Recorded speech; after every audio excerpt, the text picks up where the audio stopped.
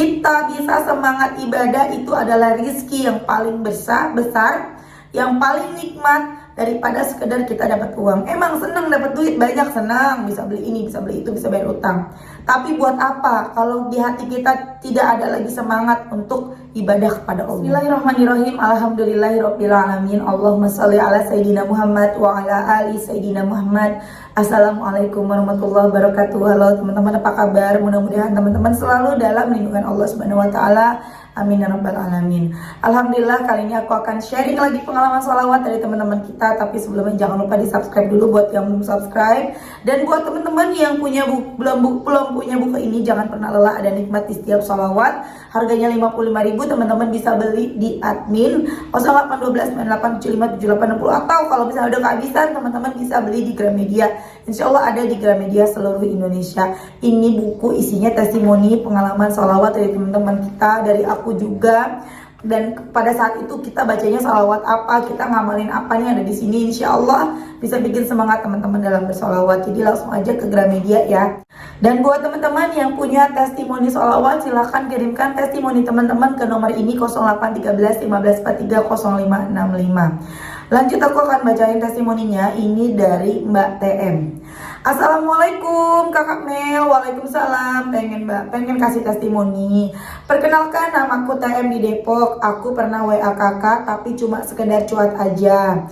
Awal mula berencana emang aku terlilit bank mingguan Kak Mel. Sehari itu ada beberapa bank mingguan yang harus dibayar. Awal mula cuma sedikit, lama-lama semakin banyak. Aku juga jadi terlilit pinjem rentenir Kak Mel. Tiap bulan gaji habis buat bayar bunga, padahal udah minta keringanan bayar pokok tapi mereka nggak mau. Tetap bunga berjalan terus, ya Allah, sampai tabungan suamiku habis Kak Mel. Aku pakai tanpa sepengetahuan suami buat bayar. Lalu pada akhirnya kebohonganku terungkap, rasanya udah pasrah aku Kak Mel, sempat hilang semangat. Aku akhirnya jujur Kak Mel, meskipun suami kecewa dan sempat marah sama aku. Marahnya dia itu diem dan cuek. Tapi alhamdulillah dengan adanya masalah ini aku semakin mendekatkan diri kepada Allah. Sholat tanpa ditunda, sholat sunnah, baca sholawat setiap hari. Aku baca sholawat Kak, kadang sampai 10.000 kali. Berharap dapat ampunan dari Allah dan Allah beri jalan keluar. Dan suami pun mau membantu membayar utang-utang rentenirku. Meskipun belum sepenuhnya utangku lunas Kak, karena suami melarang aku minta tolong ke kakak-kakak, takut merepotkan. Segala macam cacian, hinaan dari penagih utang aku terima Kak Mel. Meskipun kadang sakit rasanya hati ini, tapi aku ikhlas. Allah memang maha baik. Semoga buat teman-teman yang sedang ada masalah, Allah beri kemudahan, amin. Semoga aku selalu istiqomah Kak Mel, amin. Terima kasih Kak Mel, selalu beri motivasi lewat channel YouTube-nya ataupun IG dan TikTok. Sehat selalu ya Kak. Masya Allah ya teman-teman, itu tadi testimoni dari Mbak TM di Depok yang terjerat pinjol, yang terjerat utang rentenir juga. Makanya jangan main-main ya teman-teman. Ketika kita butuh banget, kita datang ke pinjol, kita datang ke rentenir, itu bukan solusi, tapi itu adalah sumber bencana ya. Jangan mikirnya habis mau minjem kemana lagi Mbak, saudara nggak ada yang nolongin, temen nggak ada yang mau bantu, ya kan kita punya Allah.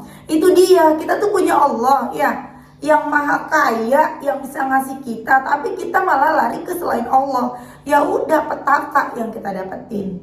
Mbak Mel ngomong mah gampang, nggak ngerasain sih, makanya dicobain ya. Kalau yang namanya saat nggak punya duit, mentok nggak punya duit, udah ngerasain teman-teman ya. Sampai akhirnya aku duduk diem baca sholawat. Pada saat itu teman-teman mungkin udah berkali-kali dengar cerita ini. Akhirnya dapat pertolongan Allah, akhirnya ada aja tuh jalan dari Allah. Dan sampai detik ini ya teman-teman, aku ngerasain banget dimana aku ketika nggak punya duit, ketika duitnya udah habis, duitnya udah mau habis, sementara yang lain harus dibayar, tiba-tiba ada aja datang pertolongan dari Allah. Itu yang aku rasain teman-teman ya. Dan mungkin yang teman-teman yang udah pada istiqomah sholawat itu yang ngerasain juga ya. Nanti komen ya yang pada udah ngerasain the power of sholawat ya. Seperti itu. Jadi kalau kita udah sholawatan nih, terus masalah ada lagi, ada utang lagi, ada yang ditagih lagi, ya memang itu jalan hidup seperti itu teman-teman. Masalah akan terus ada. Tapi kalau masalahnya utang ya, jangan nyalain sholawatnya ya. Itu salah kita. Kenapa kita ngutang gitu loh. Orang kita punya Allah, kita tinggal minta, kita deketin Allah pakai sholawat. pakai istighfar, pakai baca Quran, pakai sholat duha, pakai sholat tahajud, pakai sholat tahajud, pakai sholat taubat, kita malah cari kesalahan Allah. Jadi jangan nyalain sholawat. Itu salahnya kita. Kenapa kita ngutang, gitu ya? Jadi teman-teman, ayo deketin Allah, perbanyak sholawat. Insya Allah Allah pasti bantu. Gak mungkin Allah gak bantu, ya. Dan ketika belum datang pertolongan, kita selalu berpikir positif, berprasangka baik sama Allah. Oh, ini Allah lagi ngapus dosaku. Mungkin dosaku masih belum cukup nih, masih banyak dosaku nih. Jadi Allah lagi ngapus. Oh, Allah mau nyiapin yang terbaik nih buat aku nih, gitu ya teman-teman ya. Terus berprasangka baik, karena itulah yang akan terjadi, ya. Lanjut, aku akan bacain testimoni selanjutnya. Kita doakan ya, semoga Mbak TM segera sama Allah dilunaskan utang-utangnya. Mbak TM jadi pelajaran ya. Masya Allah banget, Mbak TM gak ngeluh, gak marah sama Allah, gak nyalain salawat, tapi Mbak TM berpikir bersyukur dengan masalah ini. Aku jadi kenal salawat, jadi mulai benerin sholat tuh, Masya Allah ya, itu lebih nikmat, ya. Kita bisa semangat ibadah, itu adalah rizki yang paling besar, yang paling nikmat daripada sekedar kita dapat uang. Emang senang dapat duit banyak, senang, bisa beli ini, bisa beli itu, bisa bayar utang. Tapi buat apa kalau di hati kita tidak ada lagi semangat untuk ibadah kepada Allah? Percuma kita punya banyak duit, utang lunas, hidup bahagia nih. Kita bisa punya suami atau punya istri yang baik, yang mapan, rumahnya enak, tempatnya enak, mau makan juga gampang, gak susah, bisa makan enak tiap hari. Pokoknya kehidupan duniawinya enak banget.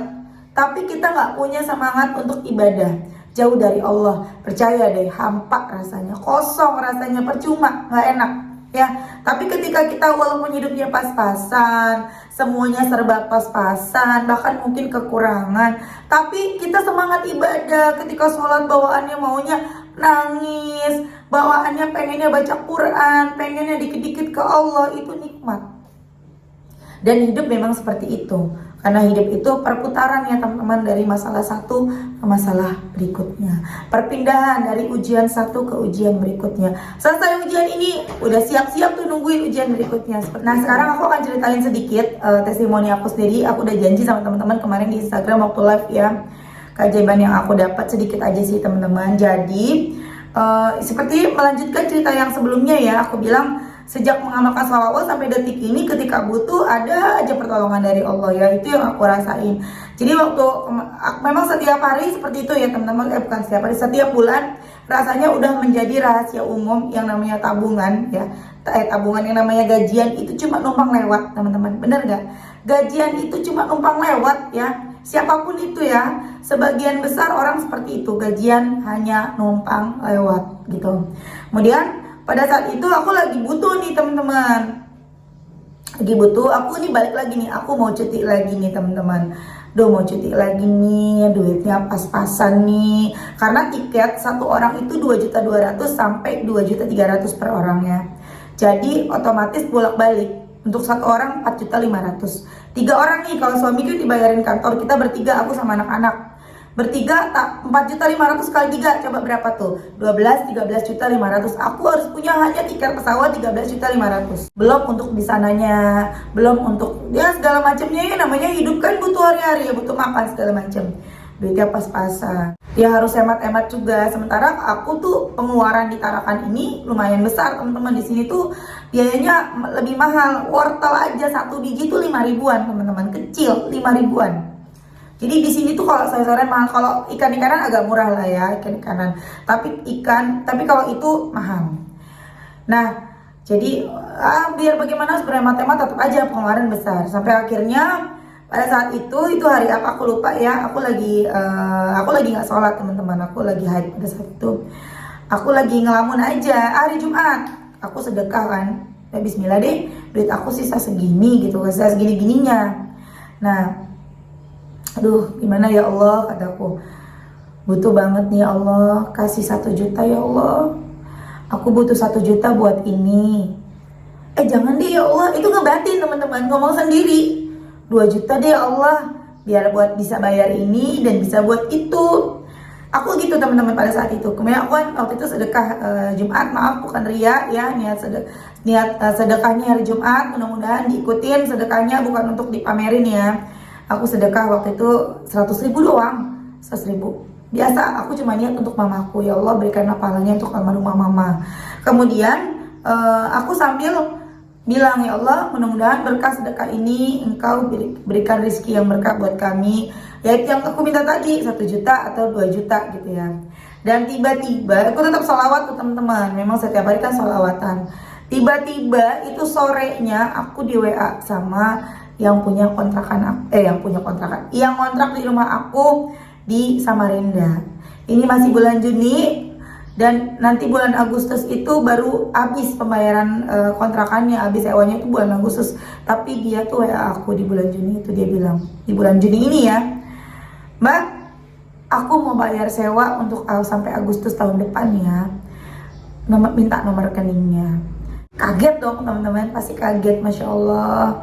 Ya aku pikir nggak akan seperti ini lagi, karena tahun lalu juga seperti ini, dan tahun ini seperti ini lagi. Masya Allah, ya Allah mudahkan rezeki mbak yang sewa rumah aku. Kemudian langsung transfer teman-teman, langsung transfer ke kita uang sewa kontrakan 1 tahunnya.